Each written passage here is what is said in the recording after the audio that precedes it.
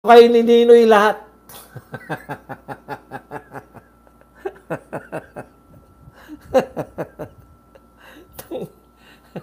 Nananawagan po kami sa National Historical Commission. Nakakahiya po. Tanggalin nyo ng bayani yan si Ninoy. Wala namang ginawa. Naging presidente lang ang asawa. Pucha. Tapos, edi gawin nyo na rin bayani lahat. Nang naging presidente, ng tinapay. Alam ko, Aurora, doon lang sa Aurora. O asawa ni Quezon. O asawa ni Ninoy lang ang tanging ginawa niya ay asawa siya ng presidente. Ganyan po talaga. Iba talaga mga dilawan. Ang mga dilawan po talaga kakaiba po sa lahat. Wala pong hiya-hiya. Gawin natin hero yung asawa ko. Anak ng tinapay. Hero asawa niya. Ang daming pangalan. Pag may nagtanong na bata, Tay, bakit po may monumento si Rizal? Kasi pambansang bayani yan. Pambansang bayani yan. Kasi nagsulat na no limit angher yan. El Filibusterismo, binaril sa Luneta. Si Andres Bonifacio, pambansang bayani din yan. Kasi yan, nagtatag na revolusyon, lumaban. Kaya tayo lumaya sa Kastila dahil lumaban. Eto po, bakit po tayo may Ninoy Aquino Day? Asawa ng presidente kasi yan. Asawa ng presidente po siya, nakakahiya. Kayo sa National Historical Commission, mahiya naman kayo. Kayo na mismo humingi. Humingi na po kayo, nakakahiya na po. Humingi na po kayo na tanggalin na. Tanggalin na si Ninoy sa pagiging bayani. Nakakahiya naman. Ni walang nagawa.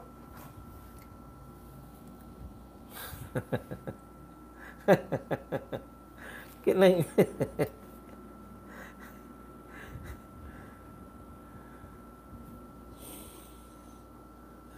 Ay, Apolinario Mabini pa pala, putya. Ang talino, utak ng revolusyon. Walang panama. Boss Badong, kailan ulit may rally sa NCR?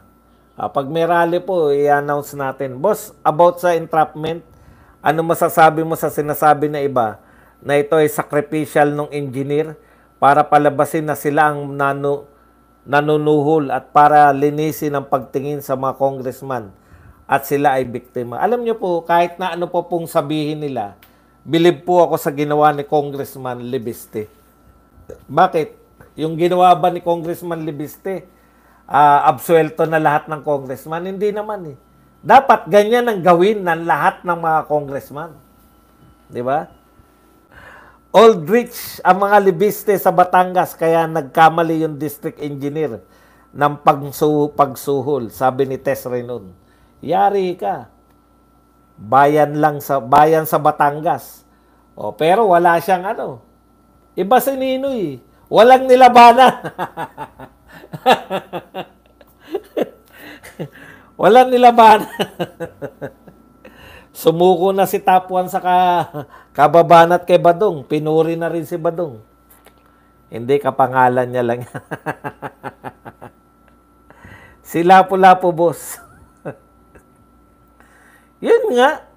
Buti boss Bad, si Joma Season hindi naging bayani dahil nakapaglaban sa gobyerno.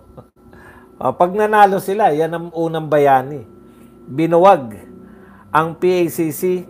Nagsabi na si BP Sara kay PBBM tungkol sa korupsyon ng pinsan niya. Whistleblower ng ilang mayor sa taga-LGU at pinagmukha pa silang masama.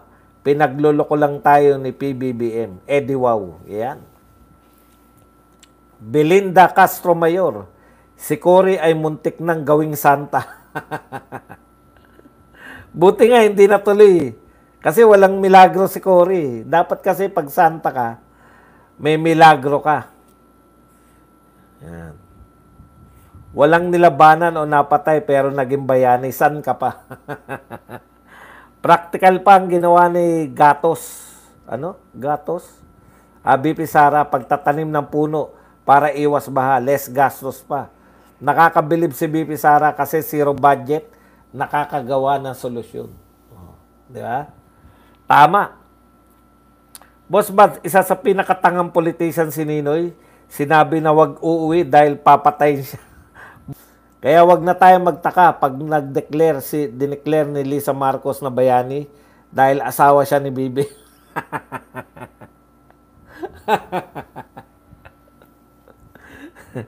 si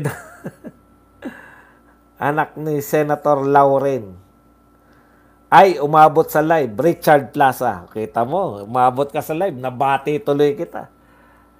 Sabi ni Sherlyn Maki, pag si Lisa Marcos naging bayani, pareho lang sila ni Ninoy. Si Juan Leonay Pintorion at nagtatag ng La Solidaridad. Naghalo-halo na yung nagtatag po ng La Solidaridad. Si Graciano Lopez Aina.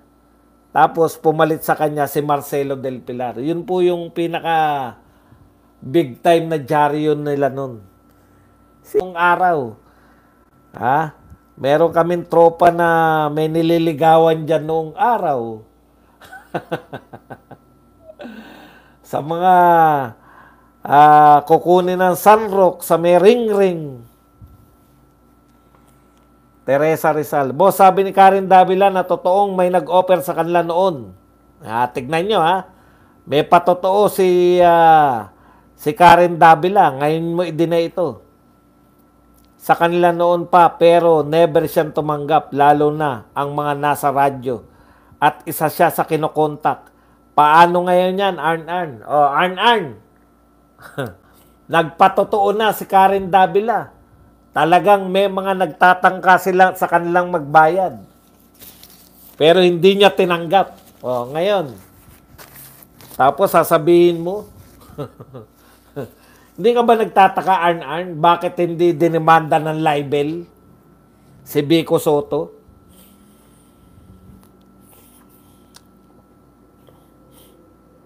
Sikat na Batanggenya, Claro M. Recto. Mahiya ka sa pangalan mo, sikat na sikat si Claro M. Recto. Ano niya ba yan? Ano ba ni Recto si Claro M. Recto? Alam ko ano niya yan lolo. Mahiya ka sa lolo mo, Ralph Recto. Makabayan yan. Jose P. Laurel, Senator Kalaw Katigbak, Jose Jokno. Pati pala si Jose Jokno. Bakit hindi nahawa yung sa tatay tong anak na si Shell Jokno? Doy Laurel. Pag si PRRD hindi maging bayani, ewan ko na lang sa mga yan.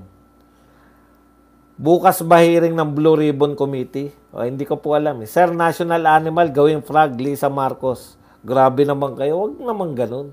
Hindi naman tayo ganyan tumira. Si Lisa Marcos, bayani dahil sa Pulburon Party. Bayani ba yun? Tiyang Kabuto. Belinda Castro Mayor, masipag si BBM sa pag-imbestiga. Parang may niluluto ang kumag. Sinabi mo masipag, tapos sinawag mo kumag. Grabe naman.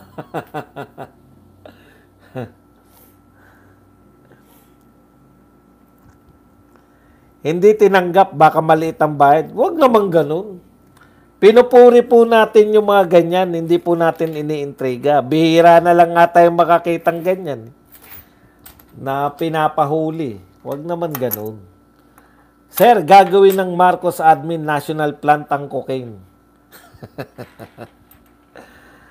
Boss Bals, yung issue kung nag-GAA, wag sanang mawala ang investigasyon ng Senado. Kailan kaya ulit ang flood control?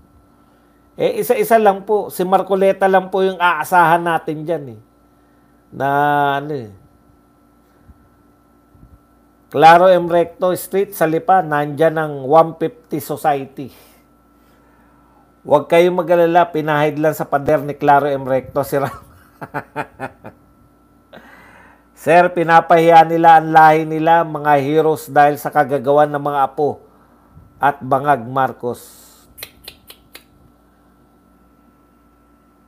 Wala kasing sumusuhol kay Arn-Arn kasi madaling mahuli.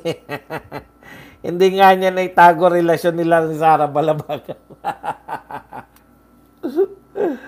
Alex Iyala, tamsak boss, yan. Asungot ako.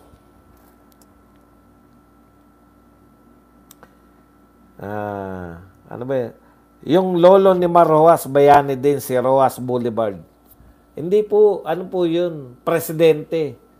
Iba po yung pinagkakamali nyo po yung presidente at bayani. Boss Badong, sabi ni Tatay Digong, ang dami daw multo sa libingan ng mga bayani. Kaya kaming mga OFW, ayaw naming tawaging bayani. Mahirap na, baka ilibing kami doon.